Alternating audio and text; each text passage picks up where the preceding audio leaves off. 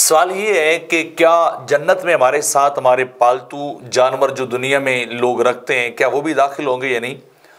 तो उसका जवाब ये है कि जन्नत यकीनन अल्लाह रब्बुल इज़्ज़त ने ऐसी जगह बनाई है कि जहाँ अहले जन्नत जो ख्वाहिश भी करेंगे, अल्लाह रब्बुल इज़्ज़त अपने करम और फजल से उस ख्वाहिश को पूरा कर देगा। तो मुमकिन है कि अगर वो जिस चीज़ की अहले दुनिया ख्वाहिश करें तो अल्लाह वहाँ वो जानवर जो है वो अपने करम से पैदा कर दे।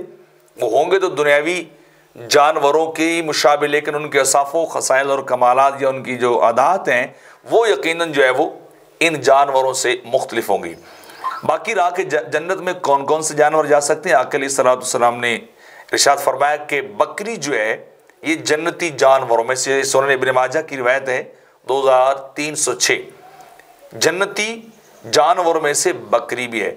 बाकी कुछ ज़ईफ़ रिवायात, इसराइली रिवायात ऐसी मिलती हैं जिनके अंदर मुख्तलिफ जानवरों का तज़किरा आता है। जो मशहूर है कि जन्नत में कौन कौन से जानवर जाएंगे, उनमें असहाबे काफ का कुत्ता जो है उसका जन्नत में जाना, हज़रत आका अलैहिस्सलाम की ऊँटनी का, सा अलैहिस्सलाम की ऊँटनी का, हज़रत इब्राहीम अलैहिस्सलाम के बछड़े का, इस्माईल अलैहिस्सलाम के मेंढे का, और मूसा अलैहिस्सलाम की गाय, यूनुस अलैहिस्सलाम की मछली, उज़ैर अलैहिस्सलाम का गधा, और सुलेमान अलैहिस्सलाम की चूंटी और हुदुद वगैरह, इनके बारे में भी आता है। लेकिन ये ज़ईफ़ रिवायात हैं, मोतबर रिवायात नहीं है जिनसे साबित होता हो कि जानवर जो हैं वो चले जाएंगे।